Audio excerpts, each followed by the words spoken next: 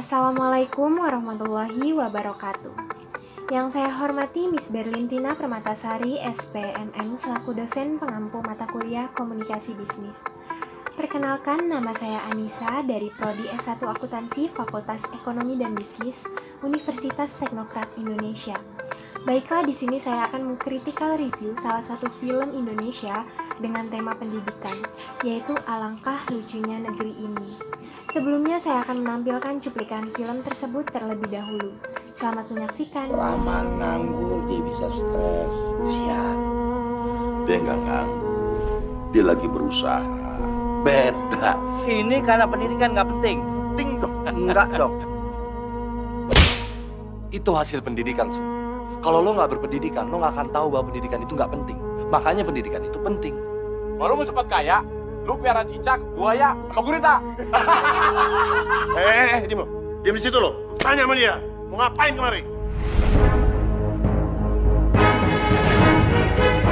Hasil copet setelah dipotong 10%, uang tersebut akan saya kelola. Dan nantinya sebagian dari uang itu akan kita coba untuk membuat suatu usaha yang baru. Kita lihat siapa di antara kalian yang punya bakat bisnis. Tapi kalau kalian nggak ada yang percaya sama saya, ya udah, kerjasamanya bubar. Karena kerjasama kita ini modalnya adalah kepercayaan. Mereka ini siapa, Bang? Pencopet. Orang yang berpendidikan yang nyopet itu tidak disebut pencopet, tapi koruptor. Ya Bang, kita main jadi koruptor. Hidup koruptor! Bapak nggak mau makan dan minum dari barang yang dibeli dengan uang haram. Segala perbuatan Pipit menjadi tanggung jawab Pipit sendiri. Kalau Pipit dosa, Abah nggak ikut dosa, Bah. Malah yang paling besar dosanya mereka yang korupsi, mereka yang ngabisin duit rakyat, yang biarin rakyatnya melarat, yang biarin rakyatnya jadi tukang copet. Kalau koruptor, korupsi, duitnya banyak tetap. Kenapa? Karena mereka sekolah. Lu kan nggak sekolah. Lu cuma copet. Lu nggak punya harapan.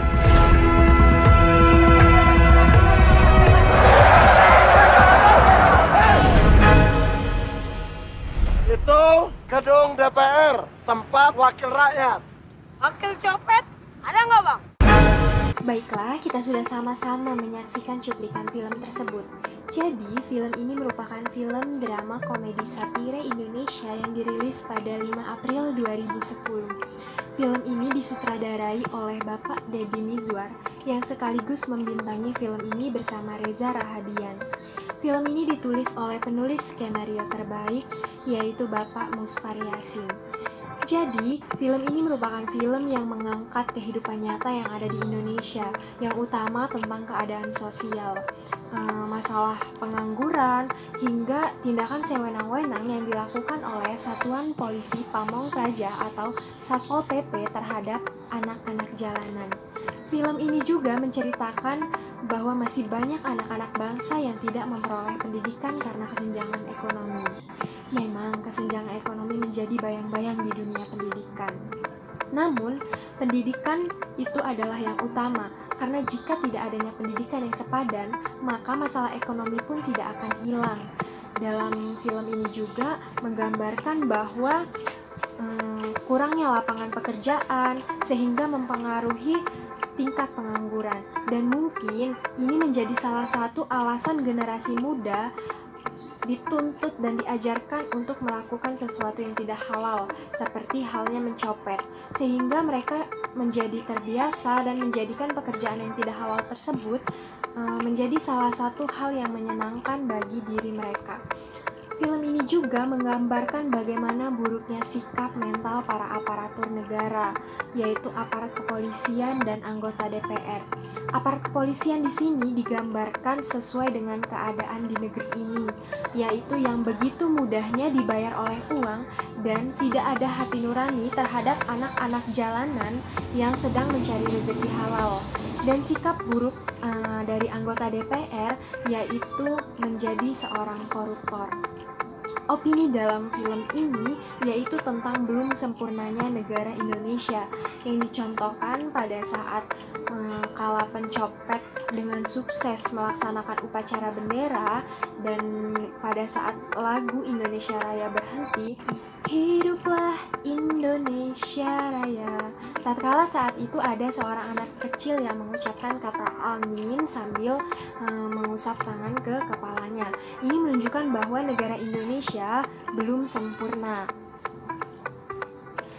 Setelah saya menonton film ini beberapa kali, menurut saya film ini memiliki ide yang sangat bagus dan latar ceritanya pun sesuai dengan keadaan bangsa Indonesia saat ini.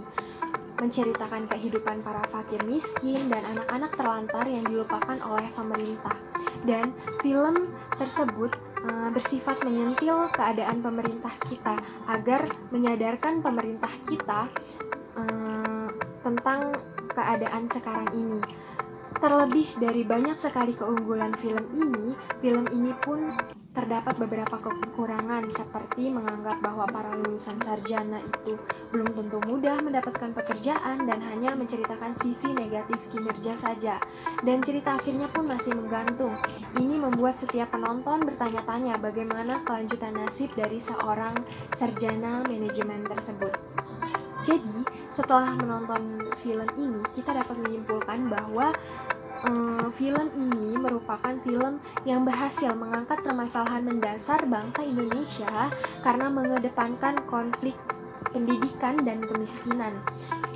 Dalam film ini juga mengingatkan kita bahwa pendidikan itu sangat penting dan kita juga harus selalu menjunjung tinggi pendidikan karena pendidikan adalah bekal terbaik untuk perjalanan hidup. Baiklah, sekian critical review dari saya mengenai film Alangkah Lucunya Negeri ini. Terima kasih. Wassalamualaikum warahmatullahi wabarakatuh.